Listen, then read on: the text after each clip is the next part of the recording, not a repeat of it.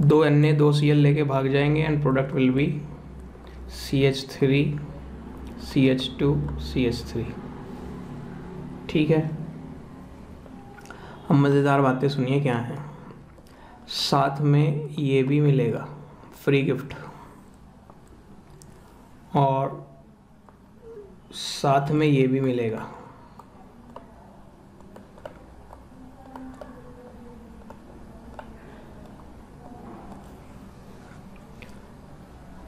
ये कहाँ से आ गए?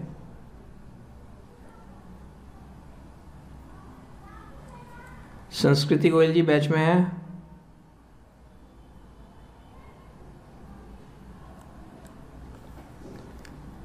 तो देखो ये फ्री है, पता नहीं कहाँ से आ गई, ये तो समझ आ गया होगा ये वाला। तो अब कहानी सुनना बहुत इम्पोर्टेंट सी है। वहाँ इसका एक ही मॉलिक्यूल होगा या लाखों होंगे?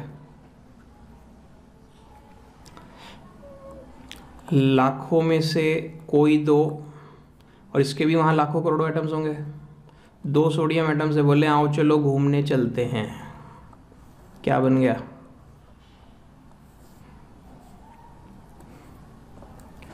फिर C2H5Cl के वहाँ लाखों मॉलिक्यूल्स हैं या एक दो ही है बस?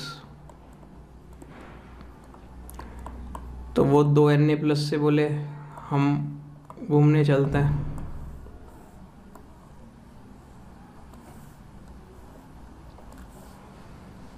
आपको ये दिखाया तो ये था, अब ये कहाँ से हो गए? तब समझ आ गए कहाँ से हो गए।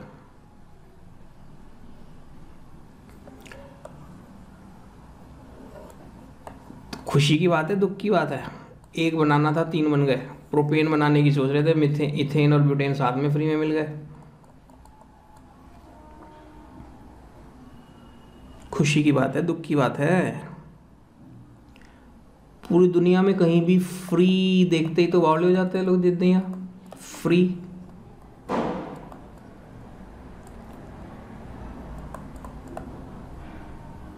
Nothing comes for free in this world। भ्रम सत्य है। खैर, मुद्दा क्या है? ये हमारे लिए खुशी की बात नहीं है, केमिस्ट्री की दुनिया में दुख की बात है।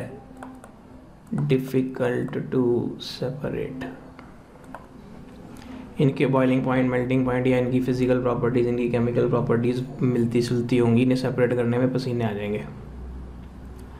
मुझे बेचना था बाज़ार में प्रोपेन, तो ये थोड़ी प्रोपेन की बोतल में इन्हें भी बेच दूंगा। हिंदुस्तान है वैसे तो कुछ भी बेच दो। तो अगर मुझे प्रोपेन बेचना है तो प्रोपेन ही चाहिए ना उन्हें, तो इन्हें सेपरेट करना पड़ेगा। इन्हें सेपरेट करना, तो इसलिए अब जरा ध्यान दो, आपने क्या लिखा था कल? For symmetrical alkanes. और सिमेट्रिकल एल्केन कब मिलेंगे? जब ये दोनों मॉलिक्यूल,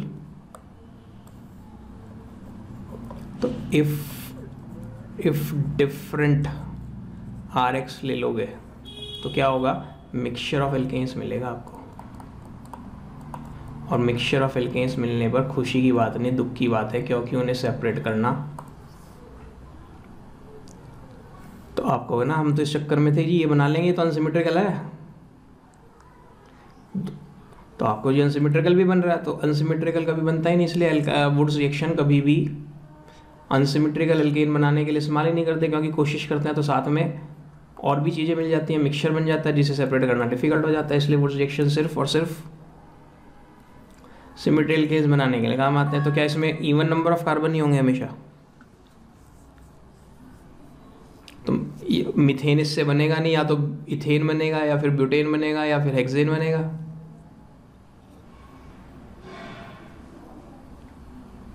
बोलिए चंदनप्रीत कौर जी, आया या नहीं आया?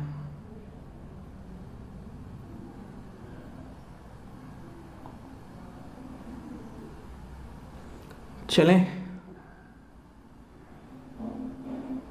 तो आप लिखना चाहो तो एक लाइन वहाँ ऐड क्या कर सकते हो? Only even number of alkanes, sorry only carbon with even number of alkanes.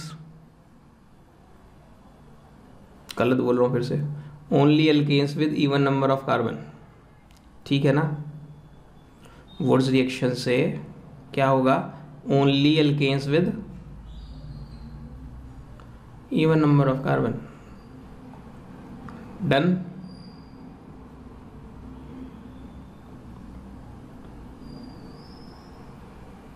Next method की तरफ बढ़ जाएं।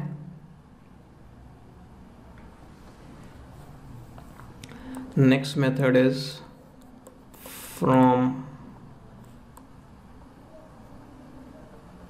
Carboxylic acids. कार्बोक्सिलिक एसिड को तो हम सब अच्छे से जानते हैं।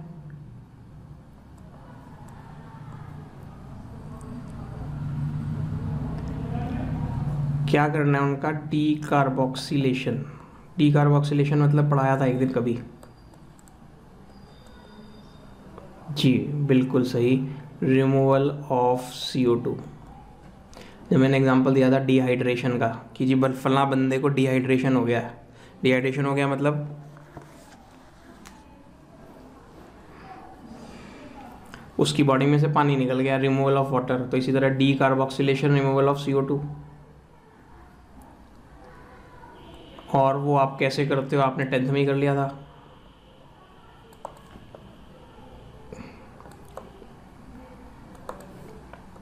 किसी को भी नहीं याद आना शुरू हुआ।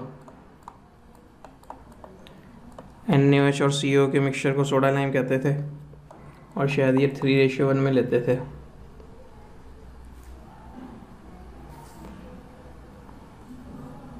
तो RCOOH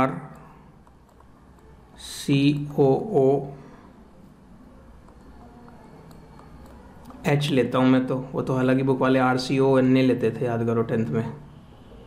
RCOOH NaOH को देख के फौरन RCONA बना लेगा या नहीं अब? तो उससे मुझे समझाना मुश्किल पड़ता है। मैं एरो पे लिख देता हूँ NaOH + CO, या एरो पे क्या लिख देता हूँ इसकी जगह, इंग्लिश में सोडा लाइम, SODALIME। तो ये क्या करता है, CO2 को निकाल देता है। तो CO2 का हटाना डिकार्बोक्सिलेशन, ये H और ये R आपस में गले मिल जाते हैं तो क्या बन गया, एल्केन। इसमें अगर N कार्बन थे तो इसमें कितने होंगे,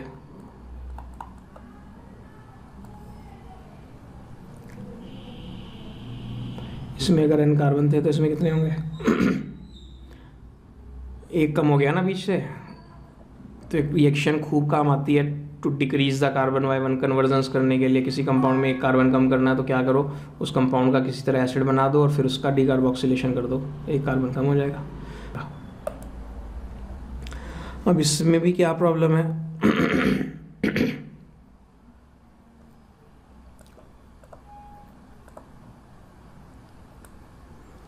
only alkanes with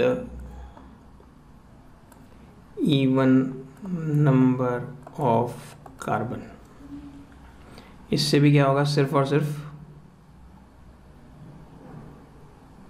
बोलो, सिर्फ और सिर्फ तो इवन वाले होंगे तो सही मायने में ये भी सिमेट्रिकली हुए ना।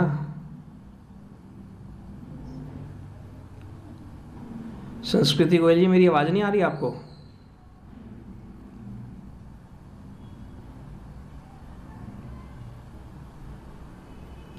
सम्यक जैन जी, मेरी आवाज आ रही है? सर्वजोत कौर, संस्कृति गोयल जी खो गई, सो गई कहीं? संस्कृति गोयल जी बोल नहीं पा रही तो चैट बॉक्स में लिखो। पता नहीं क्या करते हैं। Only alkanes with even number of carbon. क्या करना है जरा ध्यान से सुनना। क्यों सुनना, वो बात बढ़िया सी है, इंपॉर्टेंट सी है। कैसे, क्यों, एंट्रेंस एग्जाम में भी खूब पेपर में भी क्वेश्चन आ सकता है। ठीक है,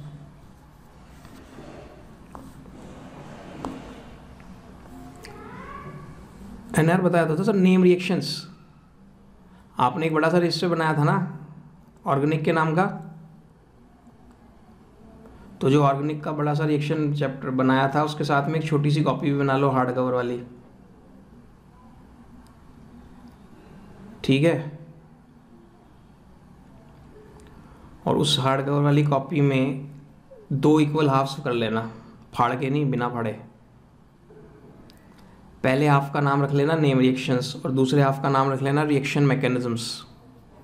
पतली कॉपी लेना, बस कवर हार्ड होना चाहिए, 50-60 पेज चाहिए हमें तो बस, ठीक है।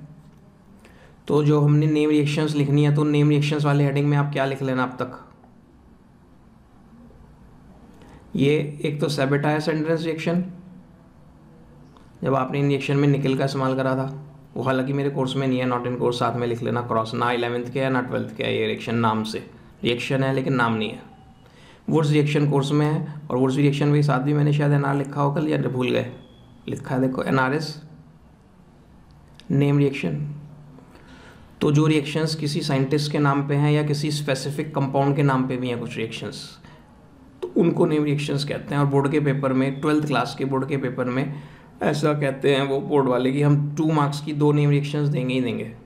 तो जितनी नेम रिएक्शंस क्लास 11th में, चूँकि तो ये नेम रिएक्शंस फिर से 12th क्लास में भी हैं, सिर्फ नेम वाली, और 20-30 और एक्स्ट्रा है, 20-22 12th में।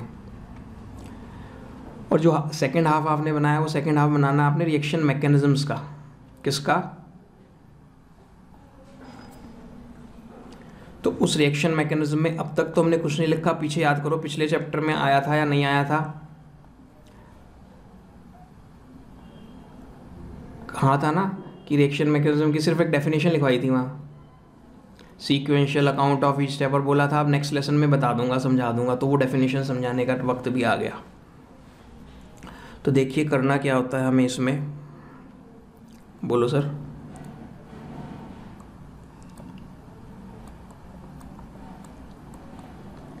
लेते हैं नहीं, बनते हैं। इसमें जो एल्कीन बनेगा उस तो बताया कहाँ सर मैंने, वो तो पढ़ाना शुरू करूँगा जब आप डिस्कनेक्ट हो गए। उस दौरान तो मैंने बनाया, एक छोटी कॉपी बना लो जिसमें हाफ हिस्से में नेम रिएक्शंस और हाफ हिस्से में रिएक्शन मैकेनिज्म लिखोगे, साइड में एक हार्ड कवर वाली।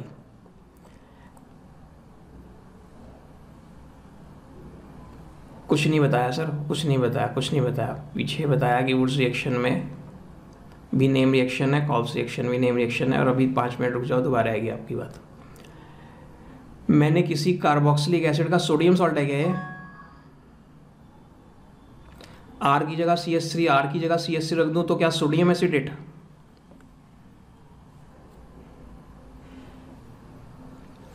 बोलो, R की जगह CH3 रख दूं तो ये नहीं हो जाएगा CH3COO ने अब तो इक्विलिब्रियम पढ़ लिया, सोडियम एसिडेट। और C2H5 रख दूं तो C2H sodium propanoate, propanoic acid से। तो मैंने जनरलाइज कर दिया। अब ये जब एक्वा सॉल्यूशन में डालेंगे तो टूट जाएंगे ना, तो सॉल्ट है। अब पेपर में RCONA की जगह RCOK भी आ सकता है। पूरी ऑर्गेनिक केमिस्ट्री में कोई भी रिएक्शन, पूरी ऑर्गेनिक केमिस्ट्री में 11th या 12th की कोई भी रिएक्शन मैंने अन्य के कंपाउंड से कराई तो पेपर में के से आ सकती है, मैंने के से कराई पेपर में अन्य से आ सकती है, बिल्कुल पैरेलल सेम रिएक्शन चलेंगी, कोई चेंज नहीं होगा, ठीक है। तो अब जब आप इसका इलेक्ट्रोलिसिस करेंगे यानी करंट पास करेंगे, तो इसमें एनायन एनोड पे जाते हैं, याद है क्या? एनायन के घर का नाम एनोड, रामचंद्र के घर का नाम रामनिवास। तो एनायन के घर का नाम पढ़ाया था क्या है कभी मैंने? तो एनोड पर कौन जाएगा?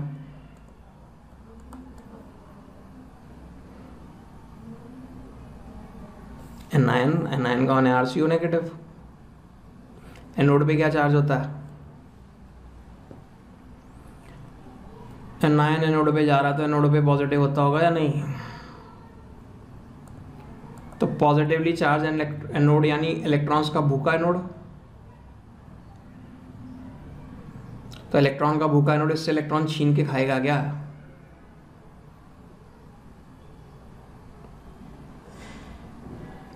तो इसमें से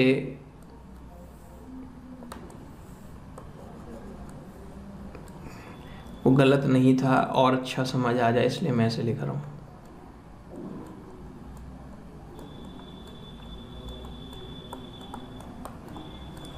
RCO नेगेटिव ऐसा होगा या नहीं? O पे दो लोन पेयर तो होते ही हैं, एक जो इधर से टूटा उसका छीना हुआ। अब एनोड इससे क्या करेगा, ऐसे दो ले लो तो इससे 2 इलेक्ट्रॉन लेगा, तो 1 से 1, 2 से 2, तो देखना ये बन जाएगा क्या,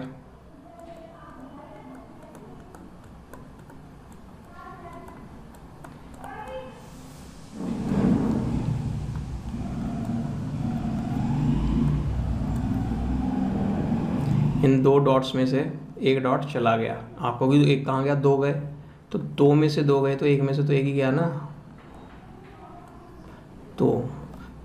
तो क्या मैं इसको ऐसे करके लिख दूं अगर आपको थोड़ा सा कष्ट ना हो तो? क्यों? अच्छा, तो ये फ्री रेडिकल हो गया क्या? जिस पे बिंदी लगी होती थी वो फ्री रेडिकल, अगर सी पे बिंदी लगे तो कार्बन फ्री रेडिकल, लेकिन किसी और चीज पे बिंदी लगी है तो सिंगल डॉट लगा तो फ्री रेडिकल। हाँ या नहीं? हेलो,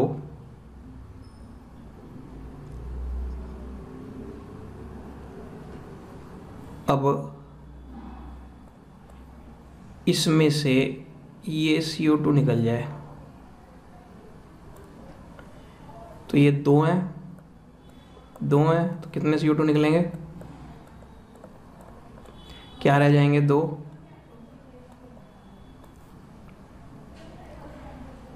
R डॉट CO तो न्यूट्रल निकलेंगे, अपना डॉट किसको गिफ्ट में देंगे, तो 2 R डॉट क्या करेंगे,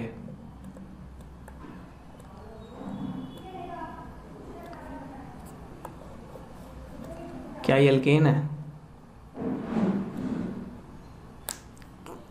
क्या ये सिमेट्रिकल एल्केन है? जितने R इधर, जितने C इधर होंगे उतने C इधर होंगे,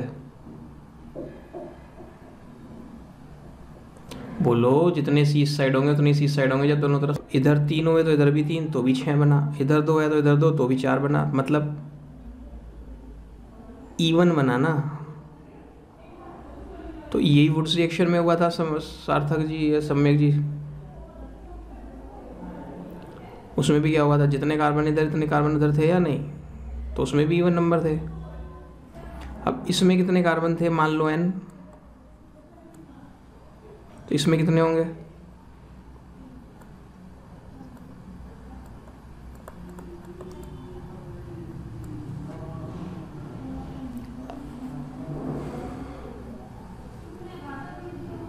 एक C निकल गया या नहीं,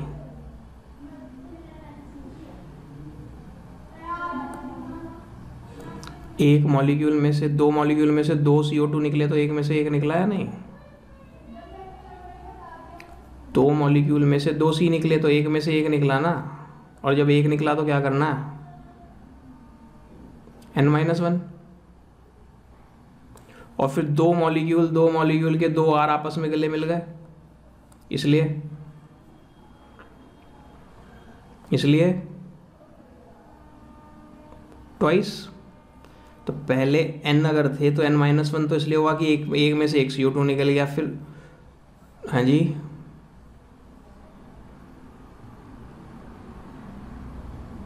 कहाँ पे सर, तो ट्वाइस नहीं है ये,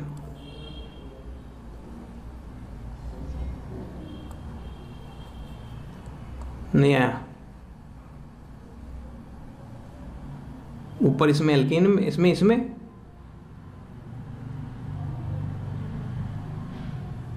यहाँ पे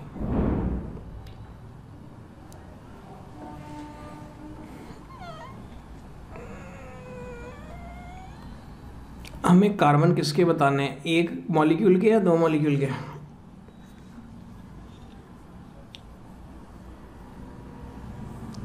हमने कहा कितने कार्बन वाला मॉलिक्यूल है, तो फिर एक ही की तो गिनवाओगे।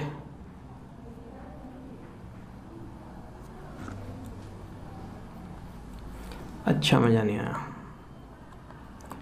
देखो ये कितने कार्बन वाला मॉलिक्यूल है,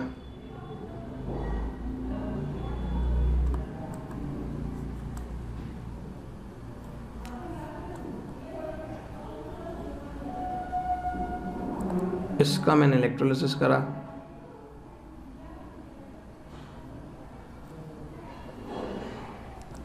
क्या मिलेगा, हाँ या नहीं? ये बीइंग एन आयन किस पे जाएगा, एनोड पे। वहाँ जाके क्या होगा, इसमें से एक इलेक्ट्रॉन निकल जाएगा, क्या ये बन जाएगा। अब इसमें से एक CO2 निकल जाएगा, तो क्या बन जाएगा,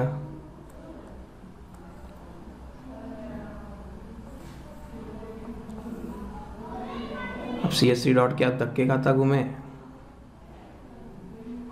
अपना डॉट कैसे शांत करे, अपनी वैलेंसी ऑक्टेट कैसे पूरा करे।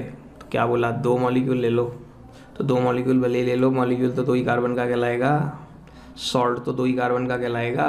चाहे इसके 50 मॉलिक्यूल ले लो, कितने कार्बन का सॉल्ट है, कार्बन तो 2 ही सॉल्ट का है, सॉल्ट तो 2 ही कार्बन का है। तो अब यहाँ भी क्या करूँगा, 2 लगा दूंगा, यहाँ भी क्या करूँगा, 2 लगा दूंगा, यहाँ भी क्या करूँगा, 2 लगा दूंगा। तो ऐसे ऐसे CH3 कितने बनेंगे, और ये दोनों आपस में क्या करेंगे,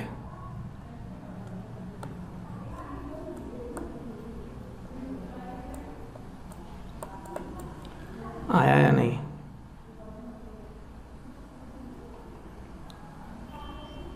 तो इसमें कितने कार्बन थे, इसमें कितने हैं, तो इसका मतलब अगर इसमें n है तो इसमें n होंगे या नहीं, तो जवाब है नहीं, जवाब है नहीं। अगर इसमें C2H5 है तो कितने कार्बन हो गए इसमें, 3, तो इसमें कितने होंगे, 3, देखना होंगे क्या,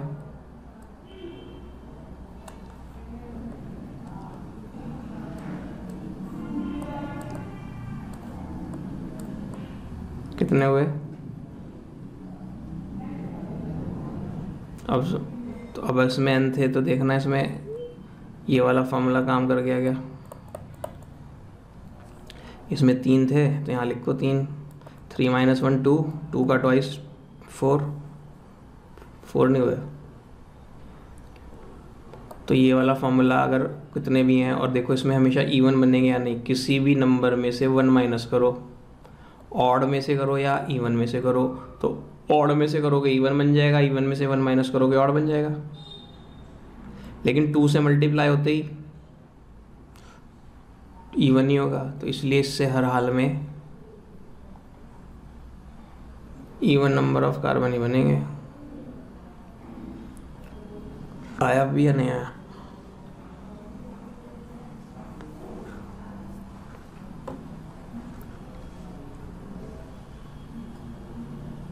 बने या नहीं बने।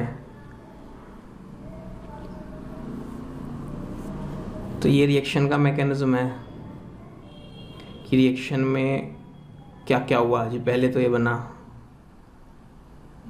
फिर उसमें से 2 इलेक्ट्रॉन निकल के ये फ्री रेडिकल बना, फिर उस रेडिकल में से CO2 निकल के फिर से फ्री रेडिकल बना, फिर ये प्रोडक्ट बना।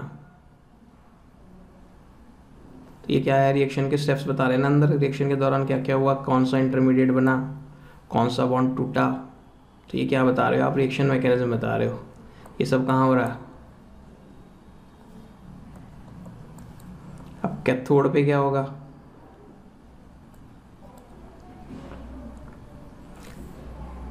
पानी है क्या,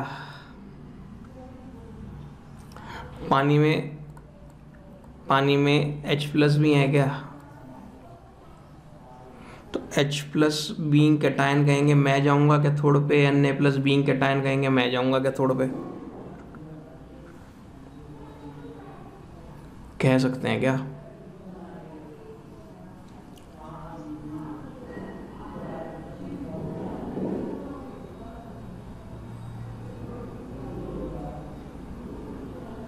अब कौन जीते,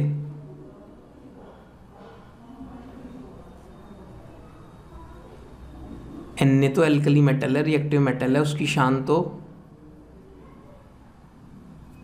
Na+ बने रहने में आप सोच के देखो, मेटल्स जो होते हैं वो तो प्लस बने रहने में अपनी शान पसंद करते हैं। मजबूरी होती, अगर खाली Na+ होता तो Na+ को जाना ही पड़ता, लेकिन Na+ और H+ हैं तो दोनों में कंपटीशन हो। मैं तो Na+ क्या कहेगा, चुपके से तू ही निकल ले, मेरे को तो Na+ बने रहने में मज़ा आता है, क्योंकि मैं तो एल्कली मेटल हूँ, हाईली रिएक्टिव मेटल हूँ। तो कैथोड पे कौन पहुँचा, H+। कैथोड पे क्या चार्ज होता है, कैथोड पे क्या चार्ज होता है, नेगेटिव।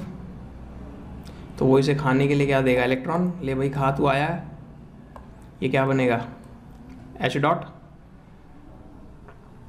तो 2H+ 2 इलेक्ट्रॉन खा के 2H. बनाएंगे, और 2H. आपस में क्या कर लेंगे, यानी कैथोड पर कौन सी गैस,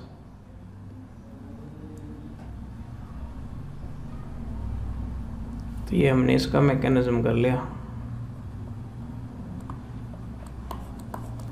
समझिए क्या, ये पूरा मैकेनिज्म है। अब है जी, कैथोड इस तरह से भी कर सकते हो कि वहाँ पानी था, पूरा ही पानी इमेजिन कर लिया, कैथोड पे गया तो पानी के अंदर H+ था और OH नेगेटिव था। H+ ने इलेक्ट्रॉन खा के कैथोड का क्या बना लिया, H. और OH नेगेटिव घूम रहा, और H. और H. आपस में कई सारे बन रहे होंगे, या एक ही H+ बनेगा, वहाँ करोड़ों बन रहे होंगे, और वो आपस में गले मिल मिल के क्या बनाते रहेंगे। क्या सॉल्यूशन बेसिक होता जाएगा, IIT एडवांस का क्वेश्चन, क्योंकि पानी के H+ तो H2 बन के निकलते जाएंगे, पानी में कौन इकट्ठे होते जाएंगे, सॉल्यूशन में कौन इकट्ठे होते जाएंगे, OH नेगेटिव कंसंट्रेशन बढ़ती जाएगी, तो सॉल्यूशन बेसिक और बेसिक नहीं होता जाएगा।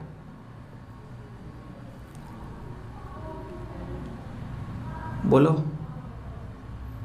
हाँ, तो वो भी उसी पानी में तैर रहा होगा, Na+ और OH नेगेटिव। तो ये सॉल्यूशन किसका सॉल्यूशन हो गया, NaOH का। नहीं आया मैडम। तो ये जो कैथोड वाली रिएक्शन है ये सही है, जो मैं रब कर रहा हूँ। फिर क्यों रब कर रहे हो सर आप, आपकी NCERT की बुक वाटर से समझाती है, बात वही है, वाटर का भी H+ ही है, उसने इलेक्ट्रॉन खा के H. बना। बोलिए, आ गया या नहीं आ गया। क्या इसमें भी रिमूवल ऑफ CO2 है, हाँ इसमें भी रिमूवल ऑफ CO2 है, तो मैं इसको ऐसे बोल सकता हूँ, कॉल्स इलेक्ट्रोलिटिक डीकार्बोक्सिलेशन, क्योंकि यहाँ पे आपने जो CO2 निकाला है वो किसकी हेल्प से निकाला है, इलेक्ट्रिसिटी की, इसलिए बोला इलेक्ट्रोलिटिक डीकार्बोक्सिलेशन। यहाँ पे भी आपने CO2 निकाला था, लेकिन बस यहाँ सोडा लाइम नहीं निकाल के बाहर फेंक दिया था। बोलो, अरे बोल दो सर। इसमें क्या होगा, जितने कार्बन का एसिड था उससे एक कम का बनेगा। इसमें क्या होगा, जितने कार्बन का एसिड का सॉल्ट होगा उसका N-1 करके उसका ट्वाइस होगा। तो क्या मैं कॉल्स इलेक्ट्रोलिसिस से मीथेन बना सकता हूँ,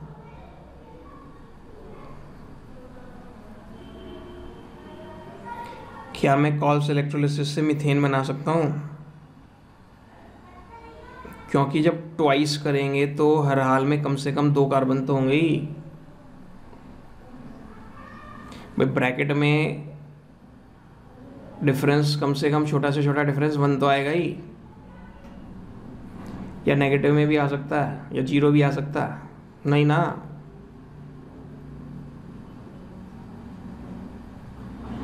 तो इसलिए मीथेन नहीं बनेगा। क्या इस मेथड से प्रोपेन बना सकता हूँ कॉल्स इलेक्ट्रोलिसिस से,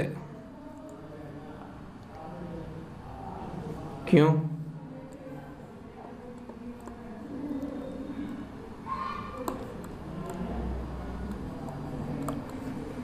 क्योंकि उससे सिर्फ और सिर्फ इवन नंबर ऑफ कार्बन वाले एल्केन्स ही बन सकते हैं, उससे सिर्फ ई नंबर ऑफ कार्बन वाले एल्केन ही बन सकते हैं। बताओ ये आया या नहीं आया, हाँ जी फरमाओ।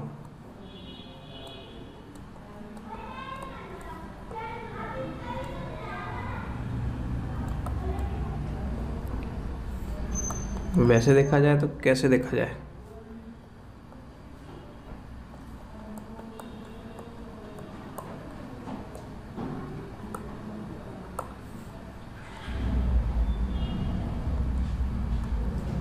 टेंथ क्लास में एनोड पे क्या चार्ज था जब वाटर का इलेक्ट्रोलिसिस किया था?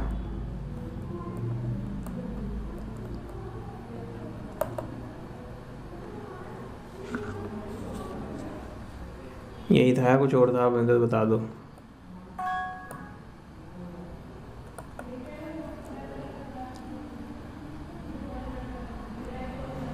किस पे?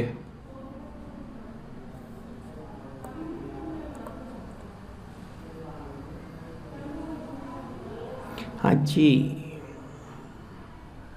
आप फिजिक्स के सेल की बात कर रहे हैं। फिजिक्स का सेल वो सेल है जो हमें करंट दे रहा। ये इलेक्ट्रोलिटिक सेल है जिसे हम करंट दे रहे हैं। हाँ, हम कब मना कर रहे हैं सर? आपका कन्फ्यूजन जेन्युइन है, मैं तो आपकी इज्जत कर रहा। ये तो जितने बैठे बाकी सब बुद्धू बैठे, इन्होंने तो इतना दिमाग लगाने का कष्ट ही नहीं करा। इन्हें तो सर ने कहा पॉजिटिव है तो उन्होंने मान लिया पॉजिटिव है, कहते नेगेटिव है तो उन्होंने मान लेते नेगेटिव है। तुम्हारा दिमाग काम तो कर रहा। तो सर दो तरह के सेल्स होते हैं, एक सेल वो जिसे हम करंट देते हैं, एक सेल वो जो हमें करंट देता। तो जो हमें करंट देता उन्हें इलेक्ट्रोकेमिकल सेल कहते हैं, जो आपको मैंने रिडॉक्स चैप्टर में पढ़ाए थे थोड़े से, जिसमें मैंने आपको लोन पढ़ाया था। और लोन में A was anode and N was negative. तो एनोड पे नेगेटिव होता है, लेकिन यहाँ हम कह रहे हैं एनोड पे पॉजिटिव होता है। क्यों? क्योंकि इलेक्ट्रोकेमिकल सेल वो सेल है जो हमें करंट देता है। इलेक्ट्रोलिटिक सेल हमें करंट देता है या हम इलेक्ट्रोलिटिक सेल को करंट देते हैं? तो ये इलेक्ट्रोकेमिकल सेल अलग चीज़ होती है, इलेक्ट्रोलिटिक सेल अलग चीज़ होती है। क्लास 12th में स्पेशली बॉक्स बनवा के लिखवाता हूँ उस लाइन को कि इलेक्ट्रोकेमिकल सेल का एनोड नेगेटिव और इलेक्ट्रोलिटिक सेल का एनोड पॉजिटिव होता है। ये इलेक्ट्रोलिटिक सेल कहलाता है जिसमें इलेक्ट्रोलिसिस करा रहे होते हैं। आ गया डाउट क्लियर सर? शुरू के 4 एल्केन गैस हैं, फिर 5 से लेके 17 तक के लिक्विड हैं, 18 और उससे हायर सॉलिड्स हैं। क्यों? मुझे क्या पता, उनकी मर्जी। हमें तो बस इतना पता कि कार्बन का नंबर बढ़ने से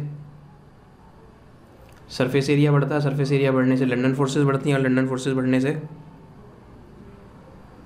मॉलिक्यूल पास पास आते हैं, उनका बॉइलिंग पॉइंट बढ़ता है, या गैस से लिक्विड बन जाएगा, लिक्विड से सॉलिड बन जाएगा। आ गया याद? है London forces directly proportional to surface area. समझ जाओगे इस हिंट से या नहीं कि कार्बन बढ़ने से सरफेस एरिया बढ़ा होगा, सरफेस एरिया बढ़ने से, और उस वजह से पहले गैस रहे होंगे, बाद वाले लिक्विड हो गए होंगे और फिर सॉलिड्स हो गए होंगे। पोलर होते हैं या नॉन पोलर?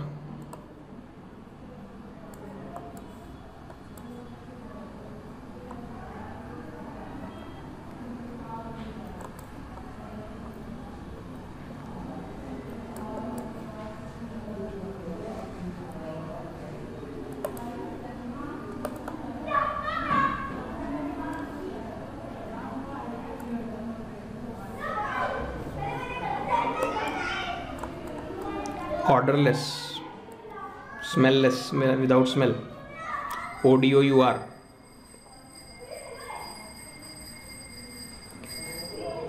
सॉल्वेंट्स फॉर, हाँ जी,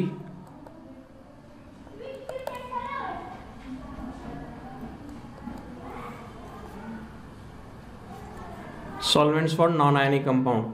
तो नॉन आयनिक कंपाउंड्स इनमें घुल सकते हैं आप, ठीक है। जैसे एग्जाम्पल पेट्रोल। पेट्रोल क्या है? मिक्सचर ऑफ हाइड्रोकार्बन्स है। तो मैं बेईमानी कर बोल दूँ थोड़ा मिक्सचर ऑफ एल्केन्स है, हालांकि उसमें एल्केन्स के सिवा और भी होते हैं, लेकिन मोटे तौर पे बोल दूँ तो मिक्सचर ऑफ एल्केन्स हैं। तो क्या उसमें ऑयल ग्रीस डिजॉल्व हो जाती है? तभी तो ड्राई क्लीनिंग में काम आता है, कह सकते हैं। अरे कोई कपड़ा मैला हुआ था तो क्यों मैला हुआ था? उस पर ऑयल लग गया था, नहीं लग गया था? जब क्लींजिंग एक्शन ऑफ सोप पढ़ा था 10th क्लास में, तो गर्म कपड़ों की ड्राई क्लीन कर रहे हैं तो ड्राई क्लीन कर रहे हैं, क्या उसमें कोई ऑर्गेनिक सॉल्वेंट में डाल देते हैं उस कपड़े को? ऑर्गेनिक सॉल्वेंट में ऑयल ग्रीस घुल जाता है, आपका कपड़ा साफ हो जाता है। पेट्रोल में तो डालते नहीं, 90-85 रुपये लीटर है। तो कहने की बात है जी मैं पेट्रोल में धोता हूँ, बुद्धू बनाता है वो दुकानदार, कहते पेट्रोल में कहाँ से धो देगा, अगर 1 कोट भिगोएगा तो 3-4 लीटर पेट्रोल तो उसमें डूबने में लगेगा उस कोट को। तो 4 लीटर पेट्रोल लग गया तो 8 4 32, 350 रुपये का तो पेट्रोल लग गया उसका। कोट की ड्राई क्लीनिंग 600-700 रुपये से कम के नहीं करके देगा। मैं तो जी पेट्रोल इस्तेमाल करता हूँ, तो हाँ भाई हम अनपढ़ है तो होशियार है।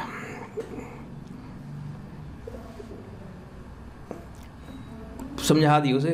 अरे फिर पता क्या कहेगा, अरे सर, अरे भाई साहब एक ही कोट थोड़ी भिगोना होता है, हम भी तो यही कह रहे हैं, अगर 2 कोट भिगोगा फिर तो और ज़्यादा चाहिएगा। कहेगा एक बार पेट्रोल भर के उसमें डाल देते हैं बहुत सारे।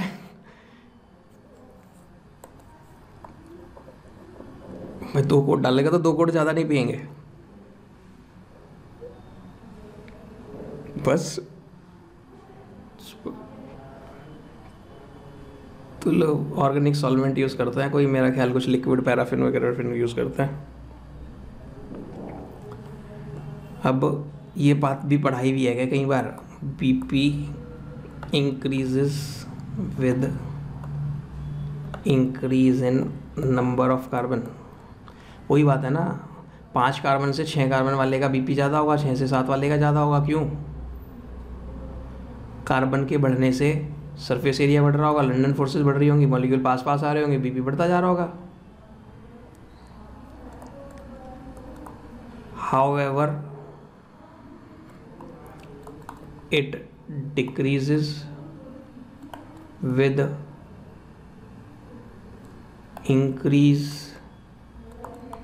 इन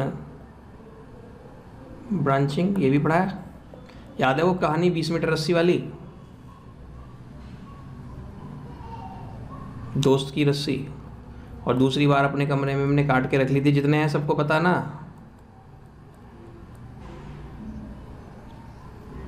अनमोल राणा जी हैं या नहीं क्लास में?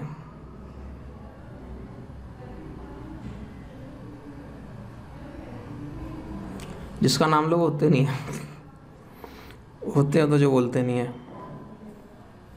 तो ये पॉइंट है कि for every carbon BP increases by 20 to 30 degree.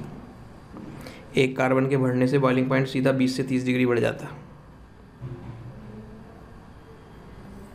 Melting point depends on packing of molecules in crystal lattice। समझे? हाँ या नहीं? बोलो भाई जल्दी, हाँ या नहीं?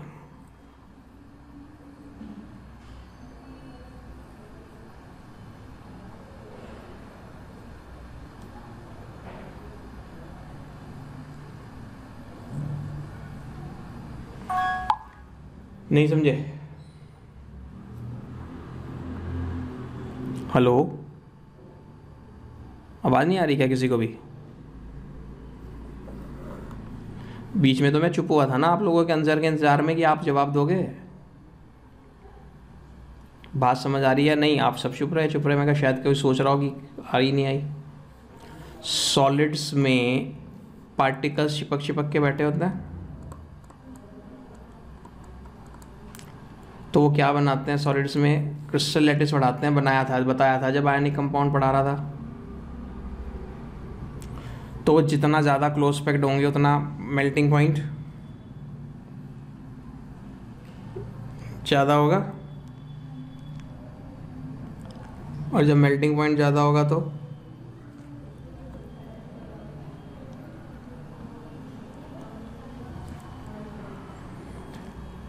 जब क्लोज पैक्ड होंगे तो मेल्टिंग पॉइंट ज़्यादा होगा।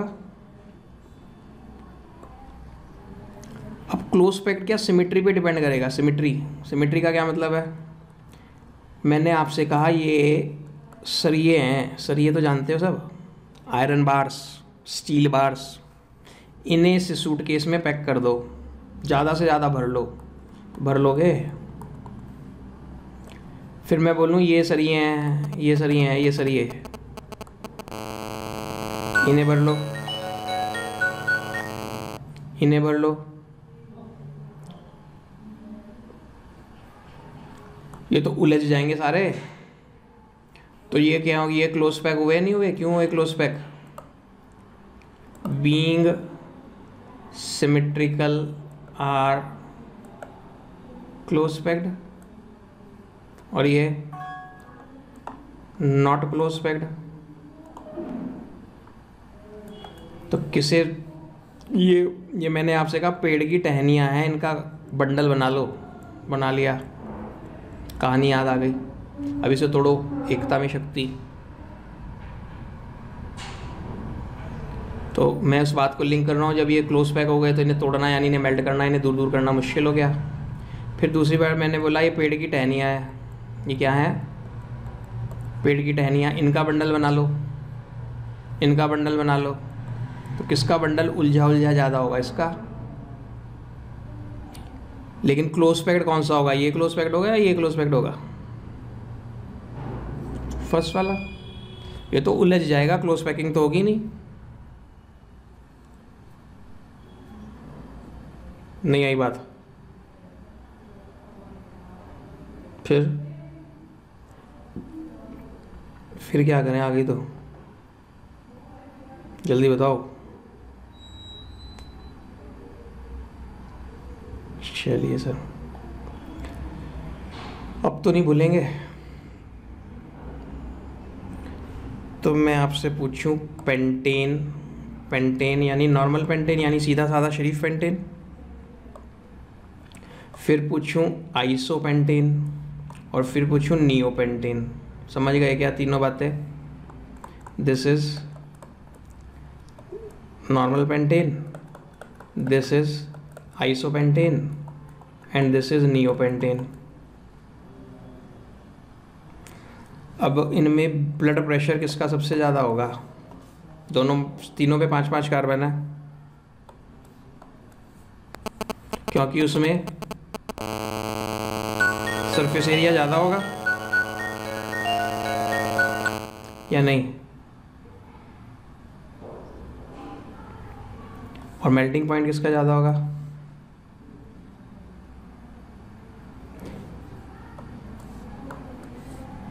इन दोनों में इसका ज़्यादा होगा, इन दोनों में इसका ज़्यादा होगा। एक नई कहानी हो गई। इसे एज ए बॉल इमेजिन करो, एक खोखली ball, hollow ball. Hollow ball के सेंटर पे कौन? और सरफेस पे भी कौन? कार्बन। तो ये स्फेरिकल मॉलिक्यूल जैसा हो गया क्या? और स्फेयर मॉलिक्यूल मॉलिक्यूल्स तो बहुत बढ़िया से क्लोज पैक होंगे। दुनिया में भगवान जी ने लगभग क्या माना हमने, हर चीज़ में जो पार्टिकल्स हैं, मॉलिक्यूल्स हैं, सब स्फेरिकल मान के तो समझाते हैं चीज़ों को। तो इसलिए इन दोनों में इसका ज़्यादा। तो पलटी मारते रहते हैं बहुत जल्दी जल्दी, पता नहीं क्या करते हैं। अब इसमें और इसका किसका ज़्यादा मुझे भी नहीं पता, उसमें बुक में वैल्यू देखनी पड़ेगी किसका मेल्टिंग पॉइंट ज़्यादा दिया हुआ। इन दोनों में इसका है, इसमें इसका ज़्यादा, वो एक्सपेरिमेंट करके पता चलेगा कि इसका मेल्टिंग पॉइंट इन दोनों में किसका ज़्यादा है। बोलो समझे क्या?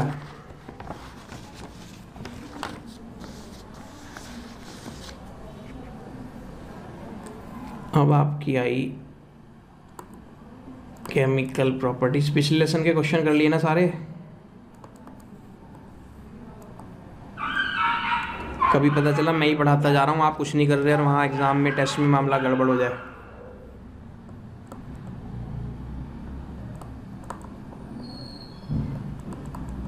केमिकल प्रॉपर्टीज़ में एल्केन्स की सबसे इम्पोर्टेंट बात, सबसे पहली बात क्या आती है कि they undergo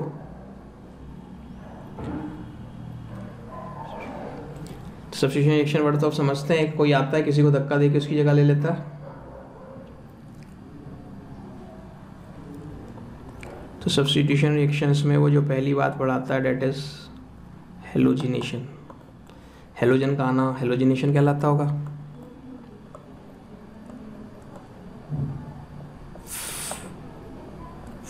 free radical mechanism क्या फॉलो करता है? यानी रिएक्शन के दौरान फ्री रेडिकल मैकेनिज्म मतलब रिएक्शन के दौरान फ्री रेडिकल्स बनते होंगे। ईज मतलब ये रिएक्शन जल्दी से किससे होगी, तो फ्लोरीन, क्लोरीन, ब्रोमीन, आयोडीन में सबसे easily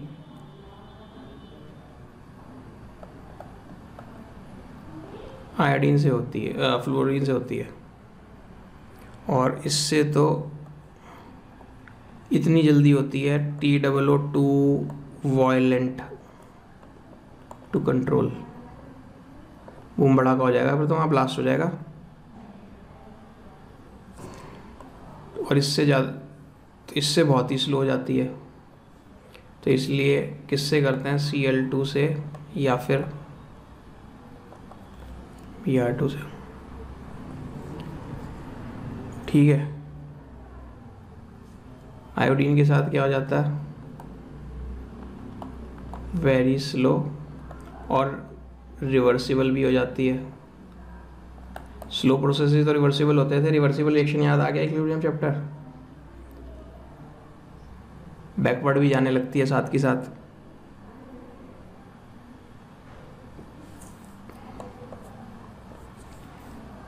in presence of ultraviolet या फिर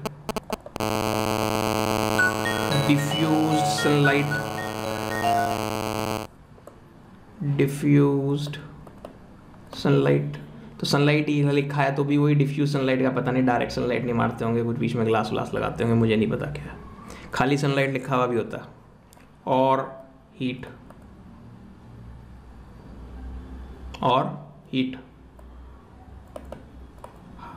ट्रायंगल का मतलब ऑर्गेनिक केमिस्ट्री में हीट, हाई टेम्परेचर पे हीट 573 to 773 केल्विन, इतने हाई टेम्परेचर तक हीट। तो हम ज़्यादातर तो लाइट से ही कराते हैं, देख के आपको भी करंट आएगा, हाँ हमने करी तो थी। ईज में ही एक चीज़ और कर सकते हो, टर्शरी, सेकेंडरी, प्राइमरी में सबसे ईजिली किस में होगी, क्यों होगी वो भी अभी समझ आ जाएगा, अभी क्या आप कल समझेंगे, बस 1 मिनट का टाइम दे दो, कल ये रिएक्शन का मैकेनिज्म दोबारा बताऊंगा। 10th क्लास याद आ गई क्या?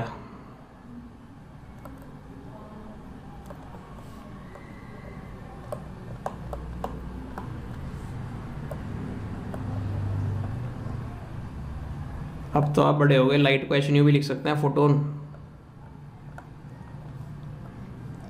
साइड प्रोडक्ट की कोई वैल्यू नहीं होती, इसलिए प्लस HCl हर बार लिखना हो लिखो, नहीं लिखना नहीं सही। याद आ गया क्लोरोफॉर्म जिसे सूंघ के बेहोश हुआ करते थे,